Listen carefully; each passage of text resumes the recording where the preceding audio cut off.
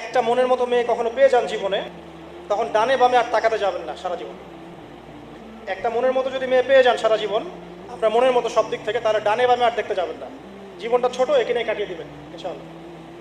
অবিবাহিত যুবকদের বিয়ের প্রস্তুতি নিয়ে একটু বলবেন। আমাকে দেখলেই কি এই প্রশ্নগুলো বের হয় নাকি?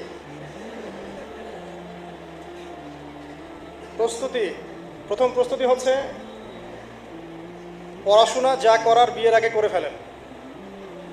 কারণ বিয়ের পরে স্টুডেন্ট লাইফে আপনি যেমন করে পড়াশোনা করছেন, এভাবে পড়াশোনা করার সৌভাগ্য নাও হতে পারে। তখন ব্যস্ততা আসবে, দায়িত্ব বাড়বে, রিজিকের টেনশন থাকবে, একটা চাপ থাকবে, অলওয়েজ একটা মানসিক চাপ থাকবে। পড়াশোনার জন্য একটা সুস্থ এবং দুশ্চিন্তামুক্ত মাথা দরকার, যেটা আমাদের এখন আছে। ইসলামের বেসিক সব পড়াশোনা, আকিদা, হাদিস, সিরাত, তারপর ইসলামের ইতিহাস, কোরআন, তাফসির, এগুলো এখনই পড়ে ফেলেন। বিয়ের পরে আপনি এত বেশি সময় হয়তো দিতে পারবেন না যতটা এখন পারবেন, এটা প্রথম কথা। দ্বিতীয় কথা হচ্ছে প্রস্তুতির জন্যে রিজিকের কোনো একটা সোর্স তালাশ করতে হবে। হোক সেটা কৃষিকাজ, হোক সেটা ব্যবসা, বা সরকারি কোনো চাকরি, বা বেসরকারি কোনো জব, যেটাই হোক না কেন, হালাল কোনো রিজিকের সোর্স তালাশ করবেন, তারপর বিয়েতে যান। যদিও বা বিয়ে করার পরে আল্লাহ পাক রিজিক দিবেন, এটা আল্লাহর প্রতিশ্রুতি, কিন্তু রিজিকের একটা সোর্স না থেকে যদি বিয়ে করতে যান, তখন আপনি আপনার গায়রতটা হারিয়ে ফেলতে পারেন। গায়রত কি জিনিস? পুরুষত্ব, ব্যক্তিত্ব। টাকার জন্য যখনই আপনি কারো কাছে মুখাপেক্ষী থাকবেন, তখনই সে সুযোগ পেলেই আপনাকে দুইটা কথা শোনাই দেবে।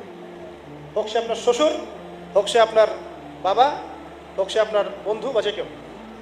নিজে আত্মনির্ভরশীল হওয়ার চেষ্টা করেন, উদ্যোক্তা হওয়ার চেষ্টা করেন, নিজের জ্ঞানটাকে কাজে লাগান। আমি বলি, আপনারা বেশি বেশি পড়াশোনা করে বিসিএস পরীক্ষা দেন, এসপি হন, বিসিএস ক্যাডার হন, বড় বড় পদে যান, সচিব হন, মন্ত্রী হন, পলিটিক্স করেন।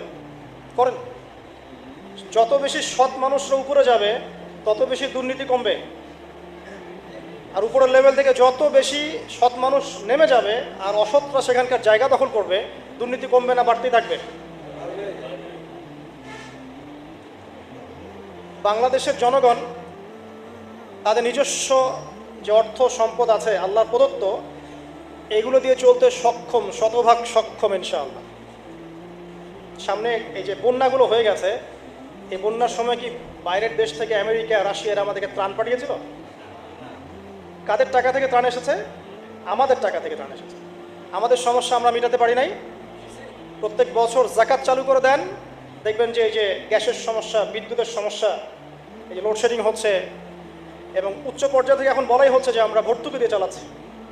দিতে হবে না ইনশাআল্লাহ, যদি আপনি যাকাতের একটা সুন্নাহ চালু করতে পারেন। প্রত্যেক বছর নিসাব পরিমাণ সম্পদ যাদের হয়েছে সেই মুসলিমরা যাকাত দিবেন।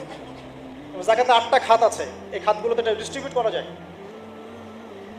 তো আরেকটা, দুটো কাজ করলেই সম্ভব, দুটো কাজ করলে সব পসিবল ইনশাআল্লাহ। একটা হচ্ছে যাকাত চালু করে দেয়া।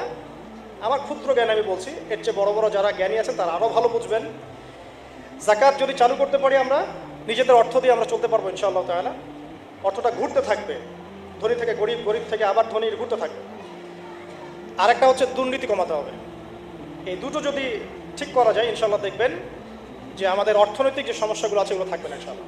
তো যেটা বলছিলাম, আপনারা বেশি বেশি উপরের লেভেলে যাওয়ার চেষ্টা করেন, বেশি করে পড়াশোনা করেন, ভালো রেজাল্ট করেন। দিনের বুঝ আসার পরে অনেককে দেখি একদম বইপত্র ছেড়ে দিয়ে একদম এখানে চলে আসলেন। এটা করতে যাচ্ছেন কি জন্য? সবাই কি আলেম হতে পারবে? সবাই কি মুফতি তকি ওসমানী হতে পারবে? পারবে? এক শ্রেণীর মানুষ আলেম হবে, এক শ্রেণীর মানুষ সেনাবাহিনীতে থাকবে, এক শ্রেণীর মানুষ ওই নিরাপত্তা বাহিনীতে কাজ করবে, এক শ্রেণীর মানুষ দেখবেন দেশের সীমান্ত রক্ষা করছে, এক শ্রেণীর মানুষ পলিটিক্স করবে। শ্রেণী আছে, সবাইকে তো এক জায়গায় আসতে হবে না। এক একজনের দায়িত্ব এক এক রকম। আপনারা পড়াশোনা করে ভালো ভালো চাকরি করেন, গভর্নমেন্ট জবে যান, বেসরকারি বড় পোস্টে যান, এখন আপনাদের বয়স আছে। রিজিকের ব্যবস্থা করার পরে গিয়ে আপনি ইনশাআল্লাহ তাআলা একটা দিনদার মেয়ে দেখে বিয়ে করেন। আর দিনদারিতা আমি আবার বলছি যে শুধু বাহ্যিক বোরখা দেখলেই বোঝা যাবে না যে মেয়েটা দিনদার, ঠিক আছে? এর জন্য প্রথমত আল্লাহর কাছে দোয়া করা জরুরি। মেয়ের বংশ সম্পর্কে খবর নেবেন, মেয়ের মা, মেয়ের বাবা, মেয়ের দাদা, নানা, নানি কেমন ছিল, বংশ কেমন ছিল আর কি। হ্যাঁ, হতে পারে একটা খারাপ বংশ থেকেও একটা ভালো মেয়ে আসতে পারে। ন্যাচারালি একটা বংশের একটা কি থাকে, একটা প্রভাব তো থাকেই, একটা পরিবেশের প্রভাব থাকে না, থাকে। মনে করেন এমন একটা মেয়ে নিয়ে আসলেন যে মেয়ে কখনো কফি শপে বসে কফি খায় নাই, কথার কথা বলছে, ফ্যামিলিগতভাবে তারা কখনো কফি শপে বসে খায় নাই, ফ্রাইড রাইস, চিকেন ফ্রাই কি, থাই স্যুপ কি, এরা জানে না। কারণ বিয়ের পরে যদি আপনি ওকে নিয়ে ওখানে যান, তো সে আপনাকে রাত্রেবেলা ঝগড়াও করতে পারে, এত টাকা খরচ করা কি দরকার ছিল। তো পরিবেশ একটা ফ্যাক্ট।